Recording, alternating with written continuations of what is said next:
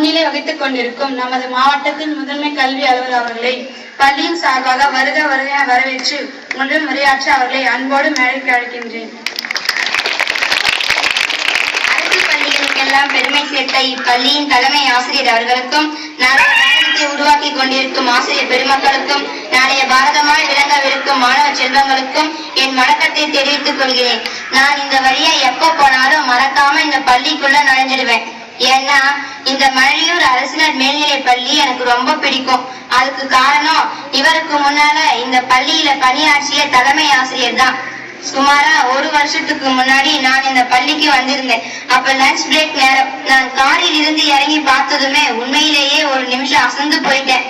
ஒவ்வொரு வகுப்பறைக்கு முன்னாடியும் மாணவர்கள் வரிசையா உட்கார்ந்து எந்தவித பாகுபாடு இல்லாம அமைதியா அழகா அமர்ந்து சாப்பிட்டதுக்கு பிறகு அவர்களே அந்த இடத்தை சுத்தம் செய்த காட்சியை நிச்சயமா என்னால மறக்கவே முடியாது.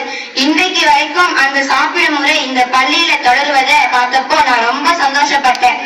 அது மட்டும் இல்ல, அன்னைக்கிலிருந்து இன்னைக்கு வரைக்கும் கண்ணுக்கு குளிர்ச்சியா பச்சை பசேல்னு இந்த பள்ளி வளாகம் காட்சி அளிச்சுட்டு இருக்கு.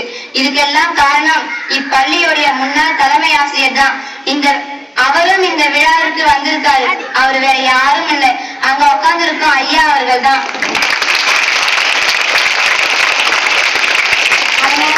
ஐயா அவர்களுக்கு என்னுடைய மனமார்ந்த பாராட்டுகளை தெரிவிச்சுக்கிறேன். அவர் நல்வழிப்படுத்திய இந்த மாணவர்களுக்கு தகுந்த பயிற்சியையும் அறிவுரைகளையும் கொடுத்து மாவட்ட அளவில் மதிப்பெண் எடுக்கிறதுக்கு காரணமா இருந்த இப்பள்ளியின் தலைமை ஆசிரியர் அவர்களுக்கும் ஆசிரியர்களுக்கும் என்னுடைய மனமார்ந்த பாராட்டுகளை தெரிவிச்சுக்கிறேன். பொதுவாகவே பெற்றோர்கள் தங்கள் பிள்ளைகளை அரசு பள்ளியில சேர்க்கறதுக்கு தயக்கம் காட்டுறாங்க. அதுக்கு அவங்க சொல்ற காரணம் அரசு பள்ளியில படிச்சா மார்க் கம்மியா எடுப்பாங்க, அரசு பள்ளியில இலவசமா சொல்லி கொடுக்கறதால அதிகமா அக்கறை எடுத்துக்க மாட்டாங்க அப்படிங்கிறதுதான். ஆனா அவங்க சொல்ற காரணம் உண்மை இல்லை. ஏன்னா முழு தகுதியும் அனுபவமும் திறமையும் உள்ள ஆசிரியர்கள் அதிகமா இருக்கிறது அரசு பள்ளிகள்ல மட்டும்தான். பெரும்பாலான தனியார் பள்ளிகள் மாணவர்களை வெறும் மதிப்பெண் எடுக்கிற மிஷின்களா மட்டும்தான் பாக்குறாங்க. புக்ல இருக்கிற மனப்பாடம் பண்ணி அதை அப்படியே எக்ஸாம்ல போய் வாந்தி எடுக்கிற கல்வி முறையெல்லாம் கத்துக் கொடுக்குறாங்க. ஆனா அரசு பள்ளிகள்ல அப்படி இல்லை. புத்தக கல்வியோட வாழ்க்கை கல்வியையும் கத்துக் கொடுக்கிறது அரசு பள்ளிகள்ல மட்டும்தான். NSS, NCC, ரெட் கிராஸ் போன்ற அமைப்புகள் மூலமாக தலைமை பண்பு, சுய சிந்தனை, குழுவாக செயல்படும் திறன், சமூக சிந்தனை, தேசிய உணர்வு முதலான பண்புகளையும் நல்லொழுக்கத்தையும் கத்துக் கொடுக்கிறது அரசு பள்ளிகள்ல மட்டும்தான். அதனால அரசு பள்ளியில படிச்சா நம்மளால எதுவும் சாதிக்க முடியாது அப்படின்னு நீங்க நினைக்காதீங்க. நம் நாட்டோட முன்னாள் குடியரசுத் தலைவரும் விஞ்ஞானியுமான டாக்டர் அப்துல் கலாம் ஒரு அரசு பள்ளியில படிச்சவர் தான். சந்திராயன் திட்ட இயக்குனர் திரு மயில்சாமி அண்ணாதுரை ஒரு அரசு பள்ளியில படிச்சவர் தான். நானும் ஒரு அரசு பள்ளியில படிச்சவர் தான். அவ்வளவு ஏன் இங்க இருக்கிற பெரும்பாலான ஆசிரியர்கள் அரசு பள்ளியில படிச்சவங்க தான்.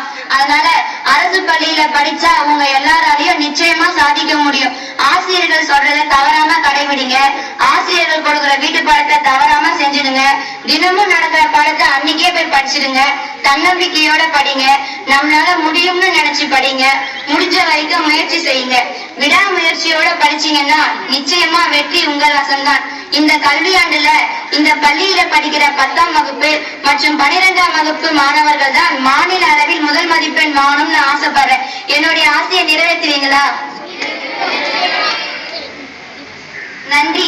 மாவட்ட அளவுல முதல் மதிப்பெண் எடுத்து அரசு பள்ளிகளுக்கு பெருமை சேர்த்து தந்த இந்த மாணவர்களுக்கு மீண்டும் எனது மனமார்ந்த பாராட்டுகளை தெரிவிச்சுக்கிறேன். இதே மாதிரியான ஒரு பாராட்டு விழாவை நான் உங்களை மறுபடியும் சந்திக்கிறேன். நன்றி, வணக்கம்.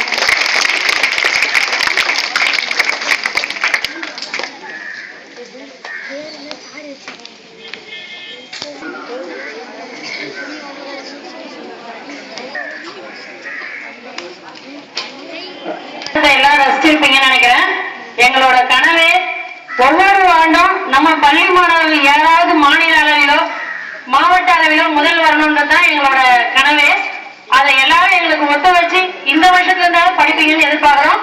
எல்லா ஆசிரியர்களோட ஒட்டுமொத்த கனவும் இதுதான், நம்ம பள்ளி முதலிடம் வரணும்ன்றதான். அதை இந்த நாடகத்து மூலமா நீங்க பார்த்திருப்பீங்க.